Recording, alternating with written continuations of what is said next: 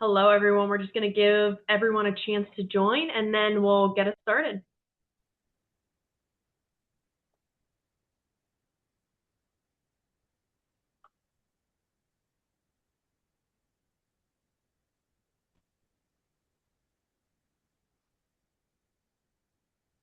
Awesome. Well, hello, everyone, and welcome to today's webinar, Hiring in 2026, Navigating Compliance Shifts, Screening Standards, and Payroll Readiness. We're excited to have you join us and to be running this joint webinar with reliable background screening. So a few quick housekeeping notes before we get started.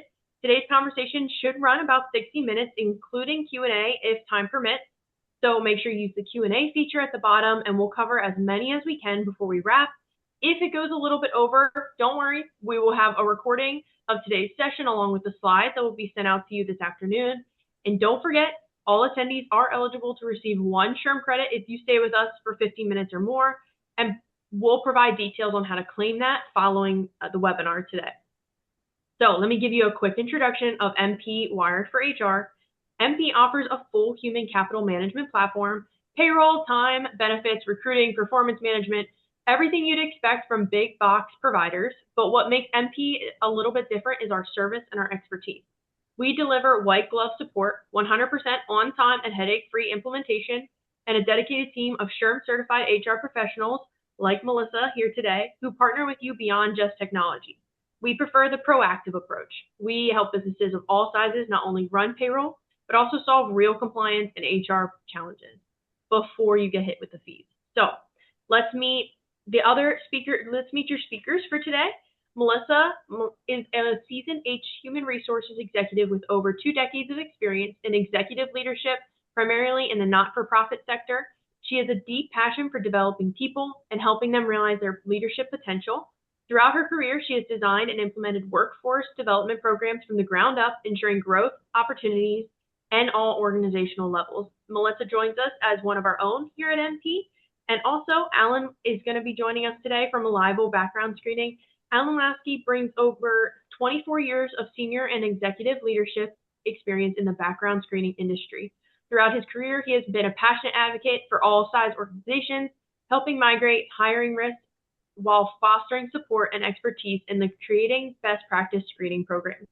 With deep expertise in the consumer reporting law pertaining to consumer reporting background screening, occupational health, and employment drug testing, Alan has been widely recognized as a trusted authority in consumer reporting compliance, which is also demonstrated by being formally asked to consult with the Pentagon in reviewing their civilian screening program.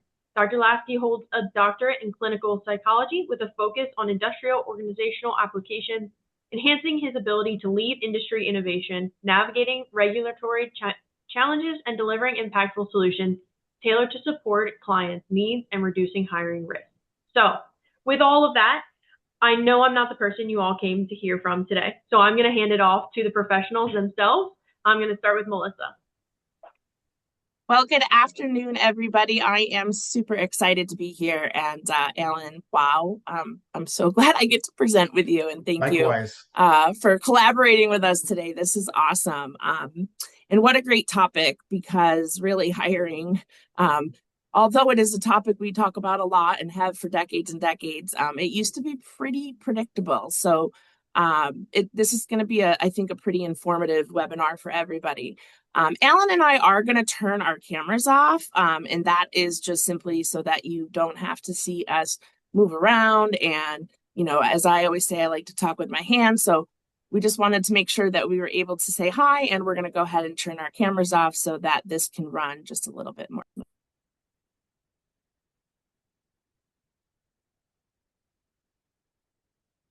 Oh, we lost your volume. Can you hear me? I'm sorry Then about we can that. hear you now. Okay. Sorry, I don't know what the heck just happened. So if we could just go into the next slide. One more, sorry. One more. These are all Katie's that she talked about. So there we go. Okay. So here we are today to talk about hiring. And, you know, again, a topic that I think has been around probably for decades here in HR, and we have times where we talk about it, and it's you know, a very, very hot topic, times when it just seems pretty straightforward. And really, that's what hiring compliance and hiring used to be, fairly predictable. But today, that model is no longer working. So there's a lot of compliance risk that comes with hiring. It's no longer just tied to a step, right? We're not making these decisions, screening somebody, interviewing them, and bringing them on. Today's hiring decisions are being examined through the lens of AI oversight, fair chance laws, pay transparency requirements, and increased federal audit activity. And what we're seeing across organizations is not really a lack of effort, it's a lack of that alignment. So when recruiting and screening and onboarding and payroll all operate in silos, even in the best well-intended teams, we can create exposure that shows up months later, whether that's in an audit finding, a wage claim, or some reputational risk. So our goal today is to really help you think differently about hiring, not just as a talent strategy, but as an enterprise compliance workflow, one that has to be intentionally designed. And we're here to help you through that. We're excited to have Reliable here as a great partner. MP, our team of HR consultants are top notch, and these are things that we help clients with every single day. So compliance risk is now process-based. It's not event-based, I like to say. So we're seeing a lot more need for proactive compliance workflows, looking at that entire life cycle of the hiring process, not just, okay, let's onboard and have them fill out some forms. We're going to talk about AI and what that looks like for us as a new duty of oversight. Many employers are adopting these AI screening tools for efficiency, but we'll talk a little bit later how enforcement agencies are really focusing and scrutinizing now on some key things like disparate impact and where that algorithm transparency is and where are your human review checkpoints. A hot topic that many of us have been dealing with over the last several years, wage compliant and pay transparency exposure. Those laws have, in addition to remote hiring and multi-state workforce, have really changed the dynamic of hiring and recruiting. And these decisions can trigger certain wage claims and have some risk there now with all of these new states popping up with pay transparency. And we know screening and fair chance laws. We're going to talk about them a lot today and learn about them. But there are some things that are making it, requiring us, I wouldn't say challenging, to redesign what we look for, not only in our recruiting systems, but in our talent systems and how we're onboarding people. So the future state really is an audit-ready hiring ecosystem. We want to help you with that today. And I'm so excited to partner with you, Alan, to talk about this because I remember those days where you could interview somebody and, yes, I put them through my background check. I got them back. Things are great to go. But wow, the world has certainly changed. So I'm happy here to join you and talk about this compliance maturity and the things that people need to know to give them that competitive advantage, and things to think about of how they're going to redesign and shift how they look at hiring. Absolutely. And you said it. I mean, the hiring environment has changed so dramatically over the last 20 years. It's just really important to know, no matter what size of business you are or organization you are, of how to reduce risk. And that's what we're here to talk about today, because there's a lot of new trends and updates that we want to go over that will reduce risk. So, So to start off with, I always talk about the 3 5s. And what I mean by that is, why background check in the first place? Well, we know that employee theft, and these are the most recent studies, employee theft accounts for $50 billion in losses. In addition, that's the first 5. The second 5 is the 525 workplace fatalities that were last reported. So the last real report was in 2022. Which also stated that there was another 57,000 non-fatal workplace injuries from intentional harm. When we talk about the significance of this, and it is increasing as we've seen just last year, it isn't really important to do background checks from a stance of negligence and negligent hiring, which there's a lot of case law about it. In addition, On top of all that, we know that studies have shown that 50% of Americans admit to lying on their resumes. And this is getting worse. For something that many of you may have heard of the term resume inflation. It's due to the fact that AI, right? You can throw it through AI and have a resume that's not even you anymore. I've even seen, and we're going to talk about a lot of stories between Melissa and I of what we've seen. There was one resume that a client had that said, if you want more chat GBT changes, it was in their resume. Oh They my didn't even goodness. remove the line. So this is, due to laziness or, Right. enhancing and not being truthful of who you are. And we'll talk about more about that and what the laws are about that.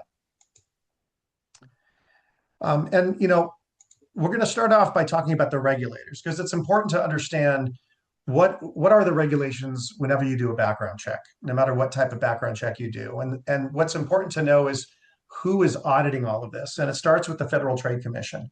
So in 1914, that's when it was started. And they enforce making sure under the Fair Credit Reporting Act, which is the law, which we'll talk about just briefly, that things are done correctly. And what that is that back in 1970, they adopted this law. And this law is designed to promote accuracy and fairness, but it also has a dispute mechanism because the courts are not perfect, and we'll talk about that. So if you are seeing something on a report, you have to give the candidate a right to dispute that information, which is called adverse action, which we'll talk about in just a little bit.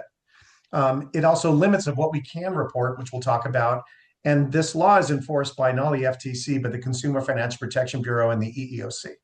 So they're all monitoring, making sure that things are done properly. And the way that the law is written is really interesting because this comes up a lot and people ask us this.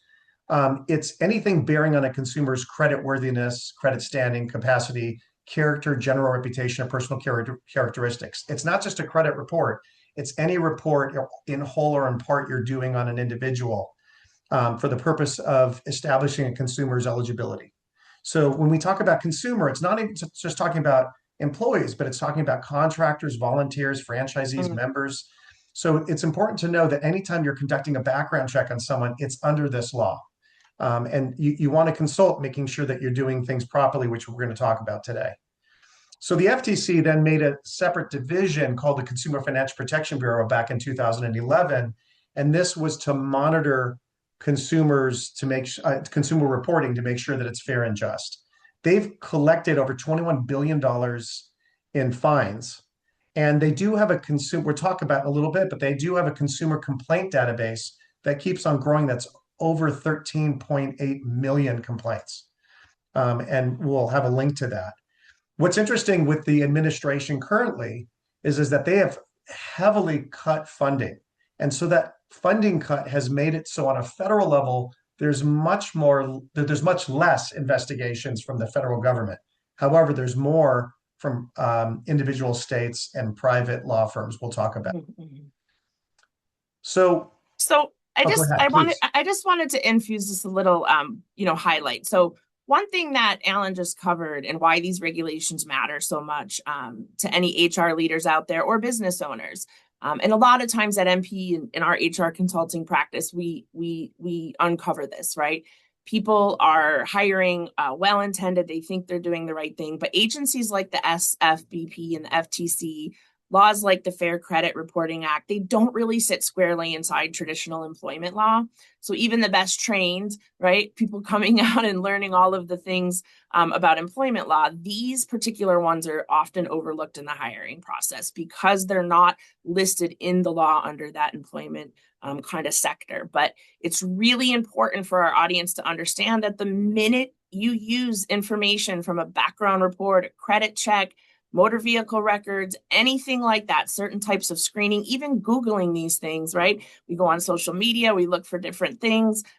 It makes that hiring decision and all of these kind of governing agencies and laws go into effect. So that means requirements that Alan mentioned, and we're going to talk through, like disclosure and authorization and adverse action, that these are very, very key pieces to hiring. And most organizations assume it's just an operational step to do that background screening, but legally, these are, as Alan just said, the areas where people are not often thinking about, but are the ones that are legally responsible to regulate this type of work in the world. So understanding how the rules apply, who the governing agencies are, and taking that into account when you're setting up workflows is going to be really, really critical. So I always like to mention that because they're not always the ones that, business owners or HR professionals may think of all the time when they're looking at hiring.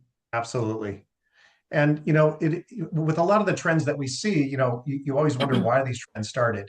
Mm-hmm. What's important to know is that a third of the adult US population actually has an arrest, which is very significant. And because of that, states and legislation want to make it fair and just for anyone to at least be offered a job, even if they have an arrest. So we'll talk about how the laws go along with that, parallel with that. And what's happened in our industry after, over 20 years of doing this is that a lot of background screening firms unfortunately use out-of-date databases. So what ends up happening is that there's a lot of litigation, and the government has been very upset over the years. And this is one example where the Consumer Financial Protection Bureau 2 years ago now, ended up emphasizing the fact that they want to make sure that any information that's used by a consumer reporting agency, a background screening company, is free of information that is duplicative, outdated, or expunged. So it's important to make sure that you're with a reputable firm, or it ends up in court, as you see in this settlement, which Absolutely. is a real settlement for $10 million, where they were using out-of-date information. So the government has been, even though, again, from what we just talked about, the federal government is not doing as much now due to the new administration cutting quite a bit of individuals and funding, it's still happening at a state level and a private law firm level of bringing up these cases. So it's just so really Alan, I think that's an important point. I guess even when we were preparing for this, right, to think about that surprised me, or I had to step back in making sure you're picking the right provider, because that outdated data that lots of people say can do this work for us to help us hire better. You're saying that it's good to scrutinize that and make sure that they're using, accurate things that are in line with what the law. Okay.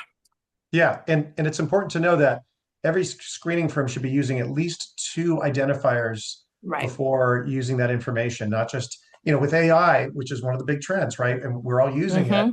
We have to make sure that there's a human element to it to make sure that we have the right individual and that the information is being pulled correctly and not discriminatory.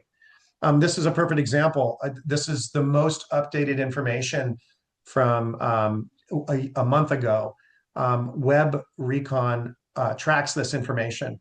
So there's been a 26% increase in consumer complaints, which is from this consumer database you see here. This is we'll have the link provided, as you see where it says complaints. That's actually a link to click on. You can look up any consumer reporting agency on this. Out of it's right now over 13.8 million. And there was a 47, almost 48% increase in litigation this year already. Wow.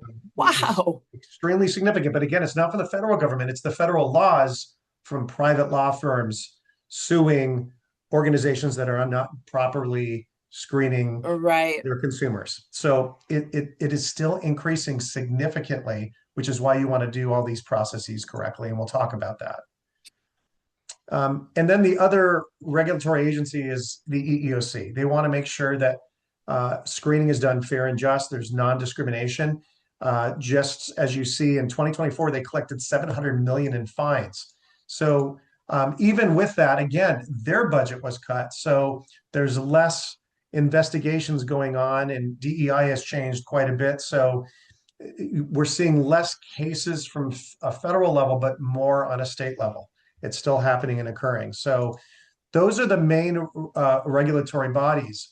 And with that said, the EEOC, along with the FTC and the Consumer Financial Protection Bureau's support, back in 2012, they wanted every organization to take into consideration whenever hiring anybody these 5 big points, which is look at each individual as a case-by-case basis before you hire them. Don't just make a blanket statement.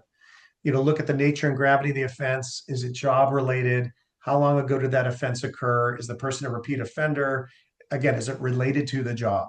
So you want to make sure that you're taking these things into consideration before making or not making a hire, making sure that it is job related. It's really important. Absolutely. And even though I always think, oh, 2012, right, these guidance factors, this is really, really relevant even today. I've had a situation where I encountered working with an organization, and they had a very straightforward background screening. If a candidate had a criminal conviction on their record, the system would automatically disqualify them. The operational standpoint, right? Like the company thought, yes, we're being consistent, we're protecting this business, but they didn't realize these guidance factors under the Right. EEOC, and employers, needed to conduct these things on that individual assessment. So, without taking these factors into consideration, right, the company's blanket policy could have and would have created disparate impact concerns that would have went against these regulations. So, as an HR consultant, we help redesign these hiring policies with things like these guidance factors in mind. So we're able to not only advise and consult and counsel, but make sure that your policies are written in a way that are evaluating the criminal history and context that the EEOC wants to see. So the goal is not to ignore that risk. The goal is to ensure that your hiring decisions and your process and your policies are consistent with, yes, what the business needs, but we're also taking into account exactly what the EEOC wants us to do here with these guidance factors. And these guidance factors are now found in the new laws, which we'll talk about Bama Box. So we'll talk about that just in a few moments. And you see any of the newspaper clippings you see on here are real. So, I mean, Target unfortunately had a 3.7 million settlement based on the fact of not following these guidance factors. So it does become very costly. The other regulatory body that we all have heard in the news over and over again, of course, is the Department of Homeland Security with ICE. The budget has been increased. We are seeing aggressive new initiatives where more raids are happening. They are allowed to go into sensitive locations now. There's expanded expedited deportations. There are more audits. So it is really important just to make sure you're following the proper procedures of a Form I-9. And if you want to use E-Verify, that's up to you, unless your state requires it, like Arizona. It's just really important. We're also seeing an increase in penalties. So it's $3,000 at minimum per violation, which can become very expensive if you have 100 violations at $3,000. So we are seeing the 7 figures of penalties. So it's just important to make sure you have your paperwork properly. It's all in one area in case you were audited, because you have to pull that of what they want in an audit. And it's important to understand this trend.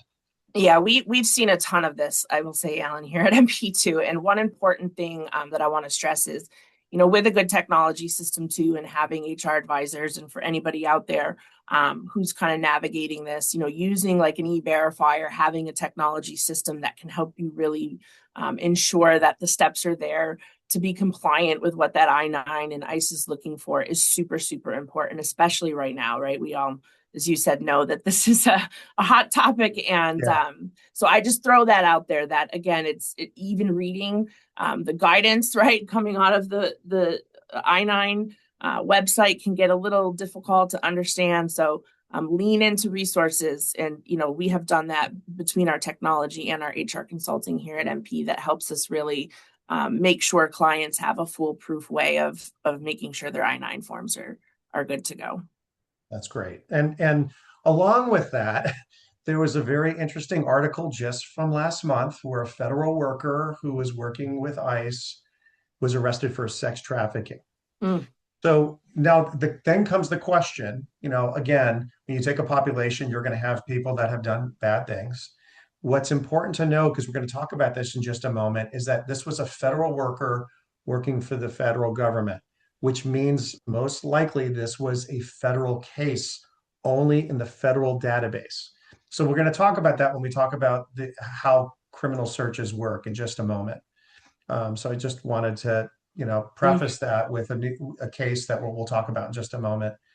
When we talk about trends, it's interesting. From last year, Forbes stated that there is advanced new rules affecting background screening, drug testing, pay equity, and AI in hiring. It's still going on today from last April. So they were absolutely right with the trends that we see, which are still dominating, which we'll talk about now on those 100%. trends. You know, one of the big ones, of course, is AI. We know that AI is in the news all the time. From a federal level, which is really interesting, is that the administration wanted to really stifle states making their own state laws about it, and it's try to put pressure on AI regulations to not undermine innovation. However, the update to this just over the last 30 to 60 days is that AI laws in states are still enforceable, so the federal government could not stop them. Although there is an executive order trying to make the government filing lawsuits and cutting funding to states that are trying to make too many AI laws or too restrictive. So it'll be interesting to see where this goes. This is the wild, wild west when we talk Yes. about this information. It's not going away. We know that 93% of recruiters are increasing their usage of this, and 50% of employers are using AI now. And we also know that a lot of candidates are using AI. So, Yes. with all this new innovation, it's the problem with it is moving so quickly that there's fragmented regulations state by state. There's still uncertainty about a liability until we have more court cases about it. The patchwork of laws in municipalities and states are a little confusing. So it's important to, again, work with your consultants and your legal on this. And there will be some ethical gray zones about what fairness and discrimination are. But there are ways of reducing that, which we'll talk about in just a moment. Because anytime you're using AI, right, what we're seeing in a lot of these laws that we're reading is that you want to make sure that it's supportive of EEOC, ADA, and FTC rules, right? You don't want it to be discriminatory, and you want to make sure if you're using some type of application, whether it's an AI recording of note-taking or AI for hiring, you want to make sure that you understand that it's non-discriminatory and how that AI is working.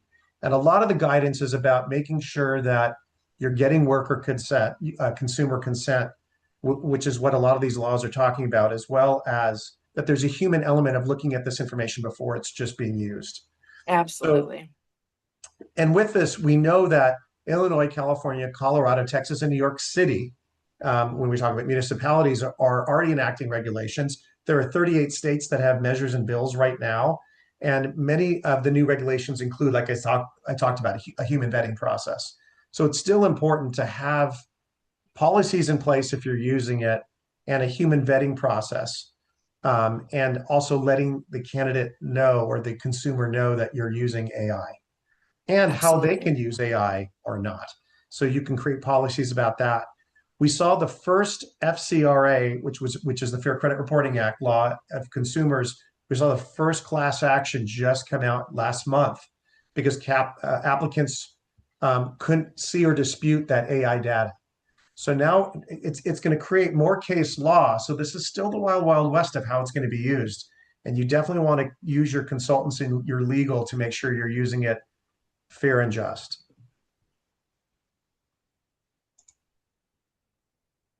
So this is one example. So we talked about Illinois being one of the states that has a AI law in effect.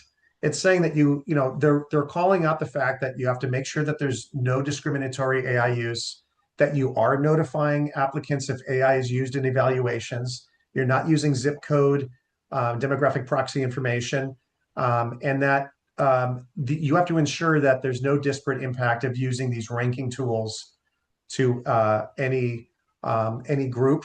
And also, you want to verify that vendors' AI tools comply with the Illinois AI regulation law.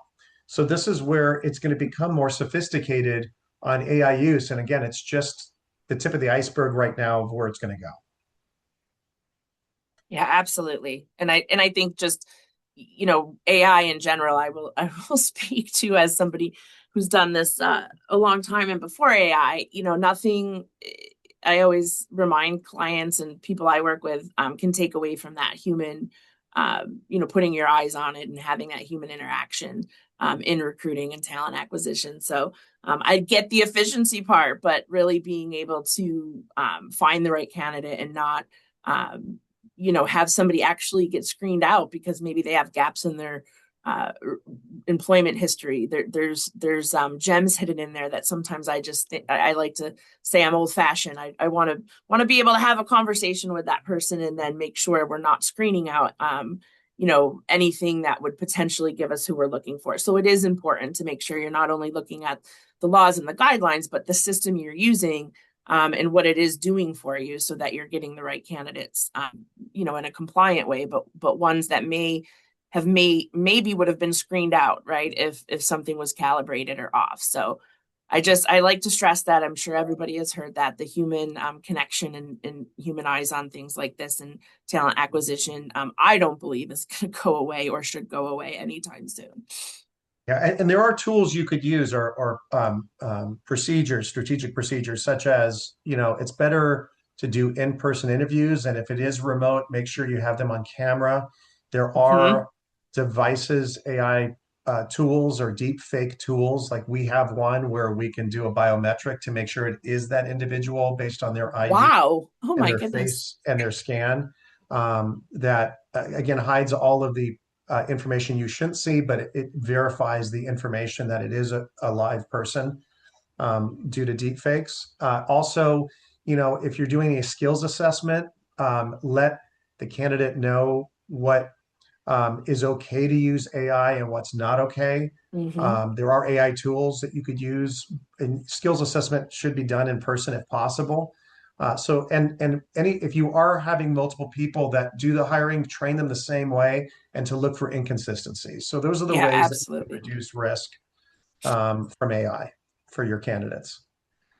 So now we're going to change over to talking about before conducting a background check. Anytime you're doing a background check, which your background screening firm should help you with, there are forms that you have to follow. And there's a lot of litigation about this when it's not done properly. And again, your background screening firm should help you out with this, which is I was going to say, I don't mean to interrupt, but I was just going to say, this is an area, one of the things that we see quite often. Again, so for all of our friends out there, small, mid-sized employers, maybe, people may not have an HR department. It is really, really critical to pay attention to the slides that are coming up. I have had clients tell me, oh, we just go down to the local sheriff's office. We start Googling people, right? And this is very common. I've seen across a lot of different industries. But anytime I have asked about, do you have a background screen process? They want one, right? Because they might be going into people's homes or they might be working in trades that require it. But, I start to cringe a little when they say, well, I'm doing my own research online. And Alan, right? Like, this is why I wanted to pause. This is the part where having a good background provider and paying attention to the steps and the things and the forms are really going to help you here, because our intention is always good and we're trying to do our due diligence. But without these proper forms, there's a lot of risk that can come your way. There is. And, the online firms that I've heard of people using, I just got back from a conference and some people were saying, yeah, we use this online firm, where they mentioned who the firm was. It says in small writing at the bottom, this is not a consumer report for a consumer for hiring. So you would get in trouble if you use those, and they've already been sued. They're more for entertainment purposes, not for hiring. So you just want to make sure that you're with a compliant firm and that they're following these procedures. And these procedures are pretty easy. Like, we have it electronic, so you could do this electronically for what I'm about to show you and talk about. I do know that there's some chat, possibly some questions. If you type in questions, we'll get to the end. We'll answer those questions and also do a follow-up too, just to let you know. But to start off with, about the disclosure and authorization form, before any candidate you move forward with a background check, they do have to sign a disclosure and authorization form, and that should be clear and conspicuous with no extra language on it, which is really important, and should be solely of those forms. Even if it's electronic, it has forms online. It should not be stapled or merged into an application. They should be separate and sole. There are lawsuits about this in our industry. So, and again, electronically is the easiest way to do this, which a firm like us, we have everything electronic. And again, like I said, you want to make sure that the candidate signs this with authorization before you move forward with the background check, get their authorization. There's also state requirements. So this is where it becomes a little more complex. So it depends on the state you're in and the candidate resides in. So if you have a remote hire, if you're in Arizona or let's say Oklahoma and your candidate currently resides in California, there are more California laws you got to make sure that you're compliant with. An electronic version will give them the proper form. So that's how to reduce risk dramatically by doing that. Let's just take California as an example of the crazy laws that we have. That's where I'm located. California requires an extra language of a supplemental document. It has its additional specific language, an opt-in to get a copy of a report, consent needed each time. So there's an evergreen law of how, each time you do a background check, you've got to get a new form. And you can see all the language in the gray writing that is required. Even in San Francisco, they have an additional ordinance you have to add. So again, electronic version dynamically provides them all that, which is why it's best practice to do it that way, which will reduce risk, and also to speak with your legal and your consultants. So that's extremely important. When that doesn't happen, here's an example of a $100,000 settlement for not following California's proper procedures. So again, it becomes very sophisticated with the different state laws that are out there, California being the worst. In addition to the disclosure and authorization form we just talked about, there's also a summary of rights document. We have the link to it here if you ever want to see it, but your background screening firm should provide you that. And that should be given up front to the candidate. It just gives them their rights about if there's if they've been breached of their identity theft, who to call. So it gives them all that information. And it's been revised a few times, but again, that's also given to them during this procedure of conducting their background check, even electronically. And so we've talked about the summary of rights and the disclosure and authorization form. The last forms are if you're potentially not going to proceed with that candidate. Remember, at the beginning, we talked about the Fair Credit Reporting Act and that you have to give them a right to dispute that information if potentially you're not going to move forward with them based on in whole or in part of the report of something negative on it, making you not potentially wanting to move forward. It's called adverse action. So there are procedures to follow the adverse action process. And again, this is to give the candidate a right to dispute information in case it's incorrect. So step one would be to give them the notification. Now your background screening firm should have that notification or a sample that you can send out. We have it electronic on our system if someone's not going to move forward with a candidate potentially. You also want to make sure that there's no additional state forms in a few of the specific states like California that have an additional form you need to give.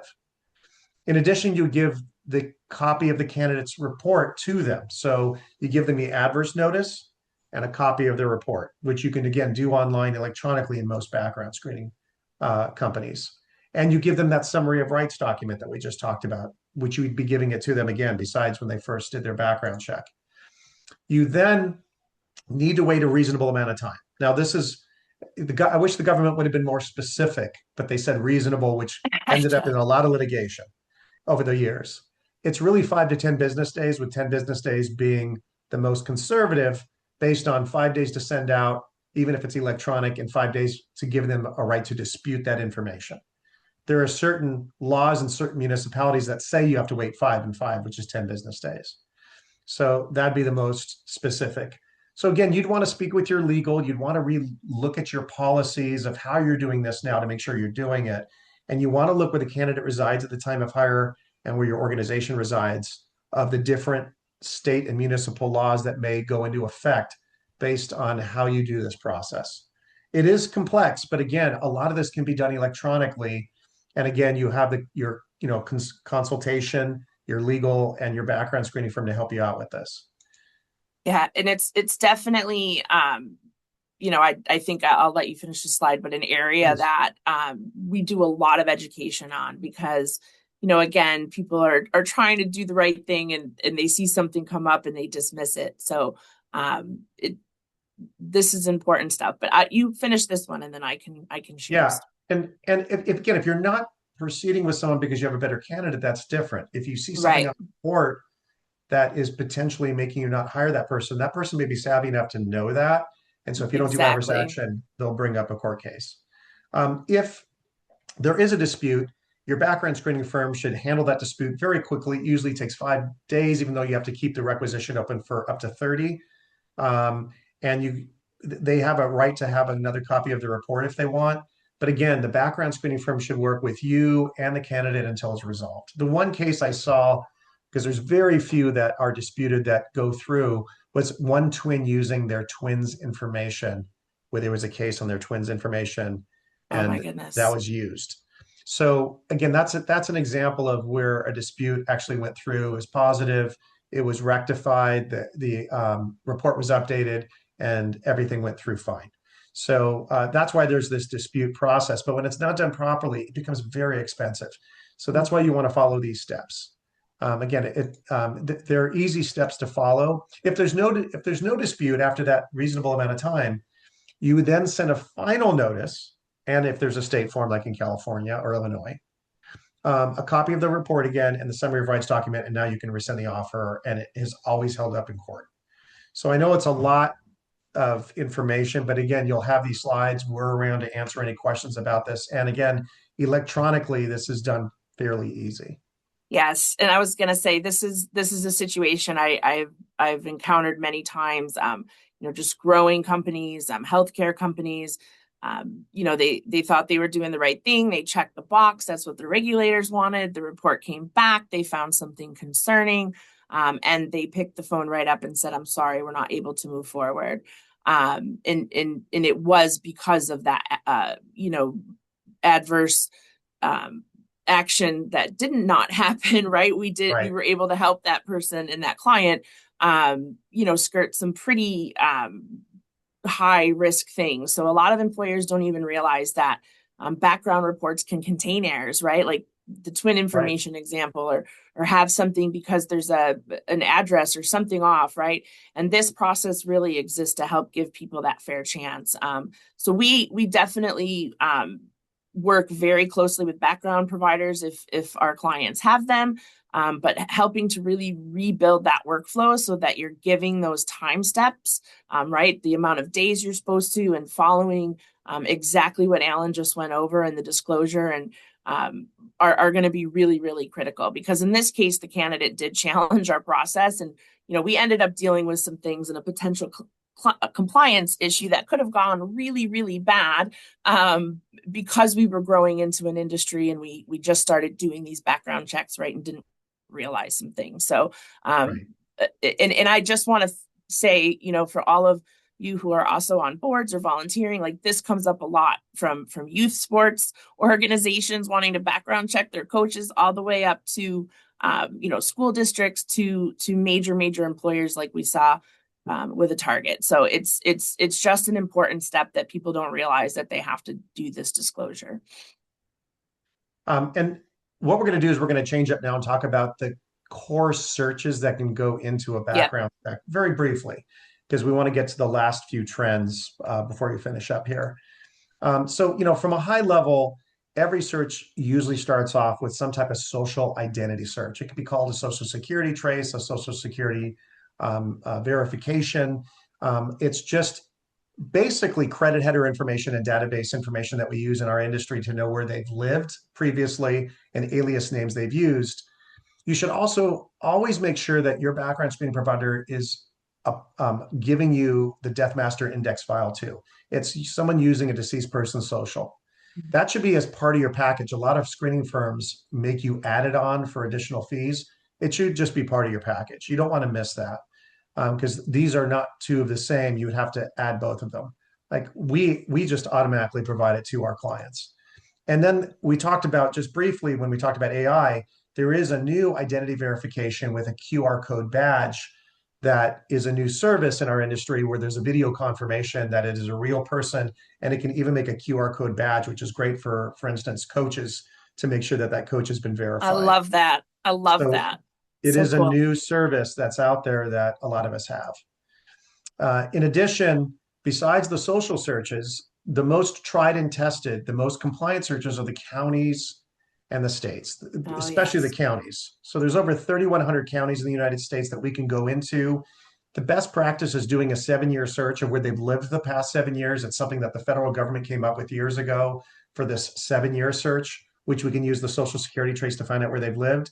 And it includes felony and misdemeanor and other negative information. A lot of states, we'll talk about in a moment, only want you to use conviction-based information, but we can report anything reportable by law here. Just know that 20% of the courts, or 15 to 20% of the courts, still are antiquated. So we still have to send court runners in. We can't just get it online. So those are usually where there may be some delays, because a background check should take really only 2 business days to get back. Sometimes they take longer if they're in an antiquated courthouse. But you do want to make sure to ask if you're getting alias names in your package when you're talking to your background screening company, as well as making sure that they're only providing you reportable information, because some firms data dump. They go, here's information, you see if you're allowed to report it or not. That should not happen. They should be only providing you reportable information. So that's really important.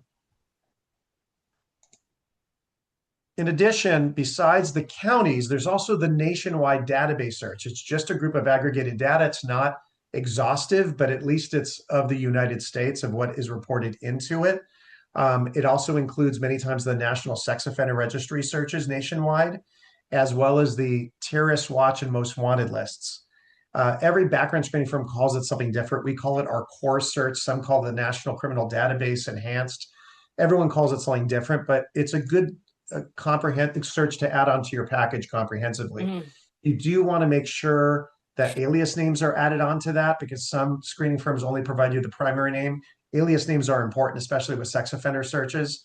That's where you're going to catch someone who moves and then doesn't re-register and changes their name. We can still catch them if we're doing all alias names.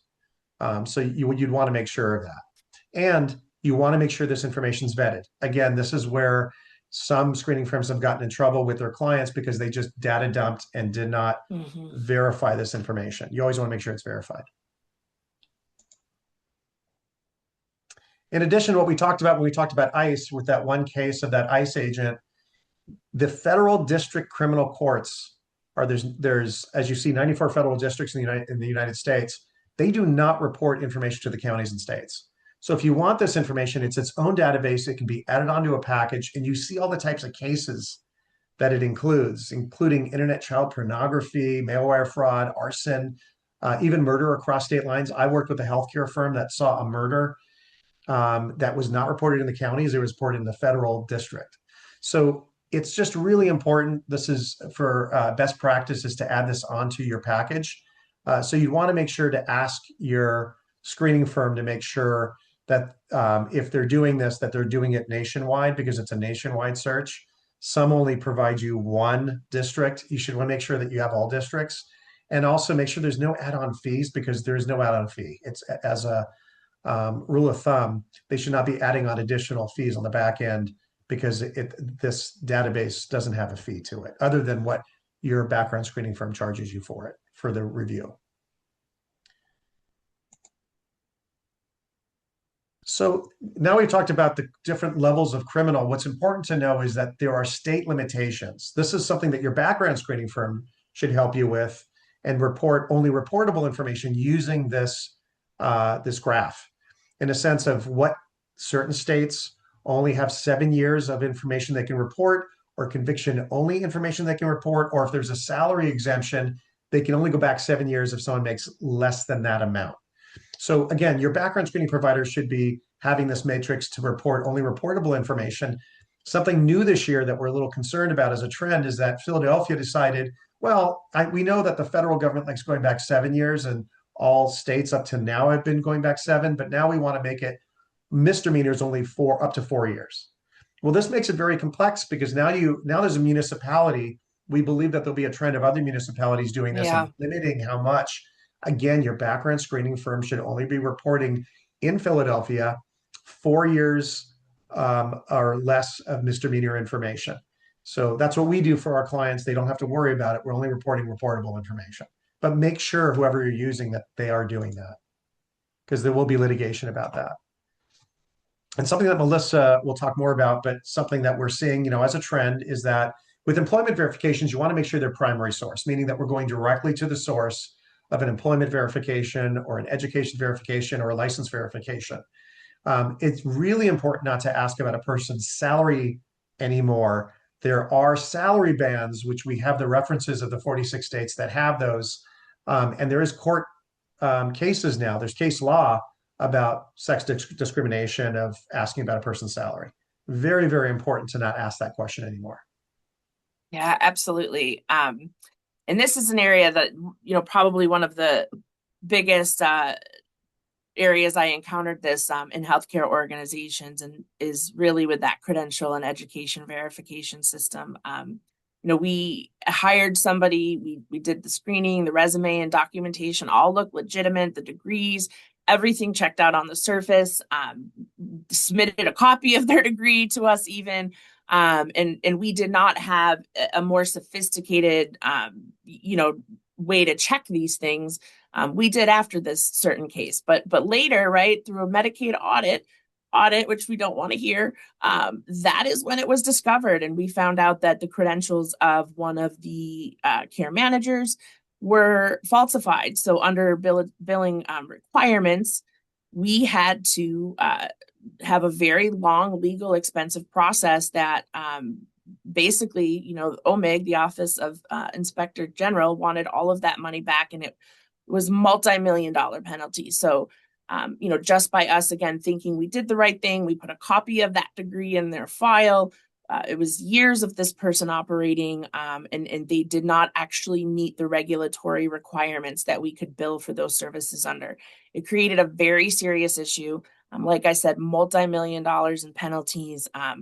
These services require certain professionals, certain licensure, certain degrees. And so it's never a fun conversation when these audits find these things, and, you then have to have a very difficult conversation to then let, your CEOs, owners, leaders understand that we are going to have a payback because there was a falsified record. So it's a really powerful reminder that even with resumes, license checks, making sure people have the right degrees, there are systems that and providers that can help you do that. So we implemented a very structured credentialing process for anybody we hired when it came to our practices, and this happened to be in healthcare. And then we had another one that it was a healthcare like industry. And we had a process where we were able to then make sure, and we audited monthly, right, where those checks were going through, how it was getting verified, and did those at random too, because we know at times, right, if it's not popping up, people lose their license and they still might be operating in practices that they should not be. So it's always important that verification is not just about saying, yes, they gave me this resume, here's their degree, I have a copy of their nursing license or whatever that looks like. In some industries, it's very tied to regulatory and funding compliance. Right. So I never want to see people get into those situations that they have to pay back dollars. Right. And that's why it's important that the sources are done primary source, meaning go directly to HR, directly to right. To the administrator's office of a school. That's what we do.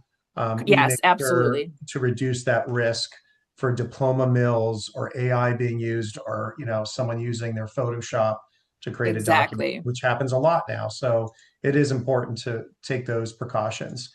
With motor vehicle reports, again, it's usually 36 months of information. You are allowed to do a motor vehicle report even if someone doesn't drive for you, because it says a lot about a person's character. The FTC allows this. And, I worked with someone years ago who couldn't make it to work, and we found out that he had 4 DUIs. I don't know how he had 4 and still is out of jail, but he had 4. So he couldn't even get to work. So it is important information to run as best practice. One of the largest cases for $1 billion was due to not running a motor vehicle. Now, this was a driver, but it can be very costly. Yeah. In addition, credit reports, again, there's a lot of laws about using credit unless you need to. New York has just restricted it, so you can't even use it for employment. Realistically, the other states that have laws restrict it unless someone can affect you financially, like a CFO. In certain organizations for club membership or franchise, if you're going to hire a franchisee, A lot of individuals will use the credit because you're allowed to. However, you just need to be careful with employment credit or tenant credit of how you're using it and the laws and regulations within your state. And social media, we're going to move a little quicker just so we can finish the last few items. We don't have that much more, but we want to make sure we finish it.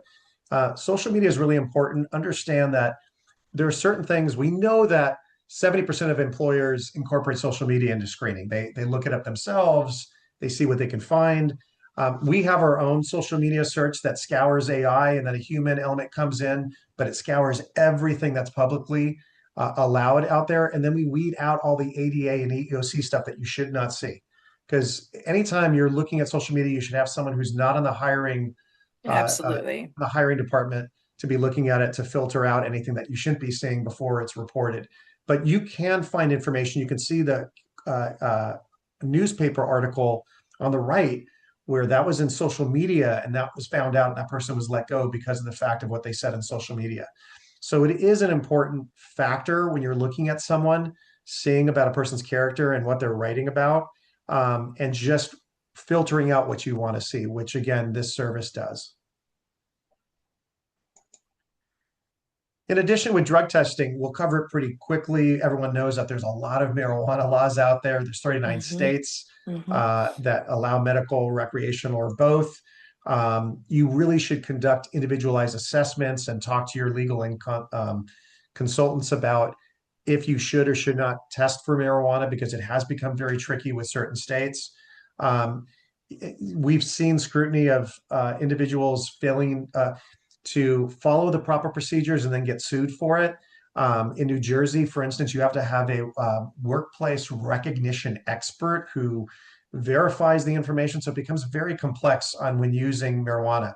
One of the big laws or one of the big trends is if someone tests positive during workplace hours, you can use that information in most cases, but you have to make sure it's during workplace hours. There were also other trend concerns that we see. We've seen that the positivity of marijuana has increased substantially. So if someone doesn't check for it and they're in a safety sensitive job, that could be an issue that leads to an insurance claim and insurance money. So you want to be careful.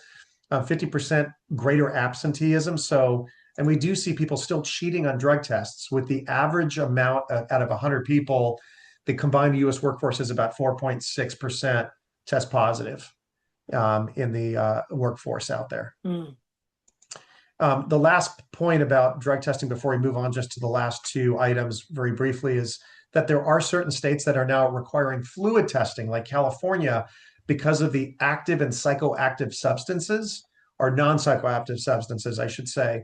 You want to make sure that you can weed out what's psychoactive versus non-psychoactive, and a UA, urine analysis, doesn't do it. Only fluids do. So this makes it a little more complex because Quest was not ready for the influx of California fluid testing. So it is, you'd want to talk to your legal about best practice if you're doing marijuana testing, all in all. Clean slate is the last thing that we really want to talk about very briefly, the ban the box and clean slate laws. Again, a third of the US population having some sort of arrest.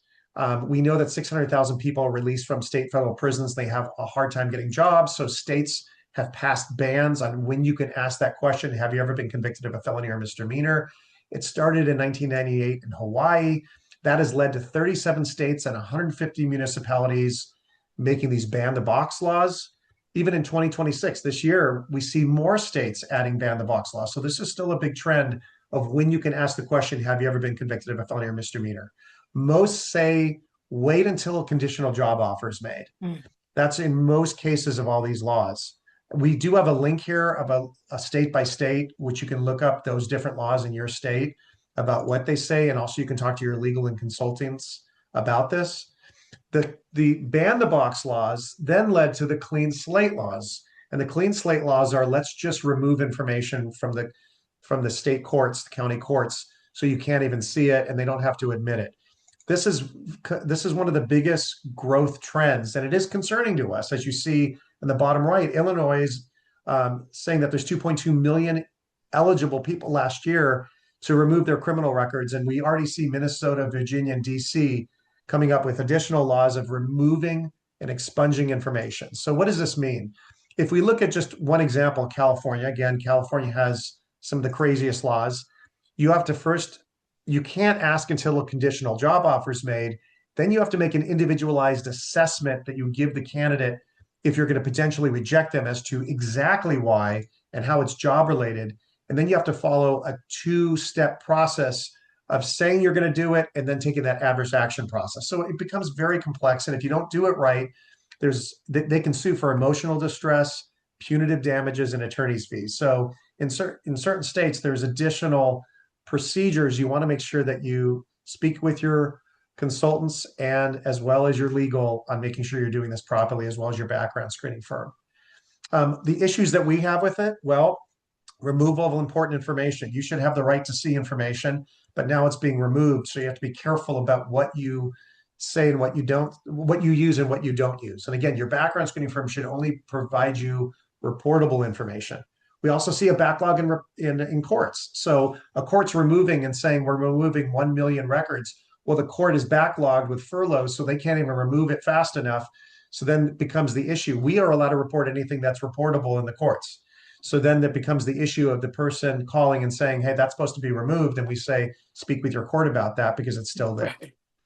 And then, when we talked about Googling someone, you got to be careful because you can Google someone and that information is no longer reportable because it's expunged, but it's still in Google.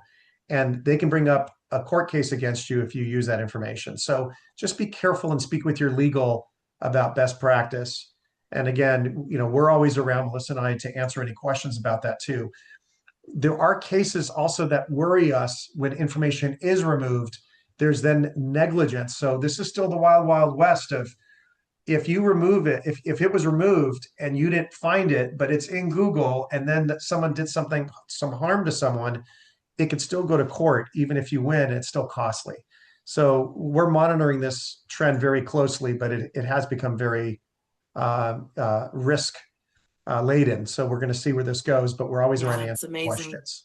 Well, there's definitely a takeaway. It's hiring is just not about interviewing and having the person accept the offer and check the box. I mean, it's just the most successful organizations really are moving from that reactive to the proactive design. And I think a lot of information provided today, we can help align those policies and the technology and really make it a system and a defensible hiring framework instead of just piecing it out or thinking you're doing one part of something. And it's very complex and integrated. So I would just encourage everybody to step back and say, where in your hiring process are you making those decisions without visibility, without alignment, without documentation, without compliance, and if your practices of that pre-screening and hiring require, because you guys want to do that for your business, right? Strongly suggest working with providers and partners that can help you do that do this for a living. And even at MP in our consultancy practice, we partner all the time because you guys, Alan, right? This is your job every day to make sure you're paying attention to the things that are happening. And it really is changing day to day. It is, and we're following it very closely with our national association, with us, with our legal. We're staying on top of it so we can always provide updated information like we're doing today. There was one question just to go over, because we do have quite a few people on. Someone wanted us to explain the salary exemption for background checks of what is restricted. So in that graph that we showed you, and again, you'll have these slides, there are certain states that have state restrictions. If someone makes less than a certain amount of salary, we can only go back 7 years. So we can't go back past 7 years. If you do tell your screening firm that person makes, let's say 50 when the exemption was 25, then we are allowed to report it. Most people don't have that information available when they're doing a background check. So the default is to only report 7 years of information, which is best practice from the EEOC's.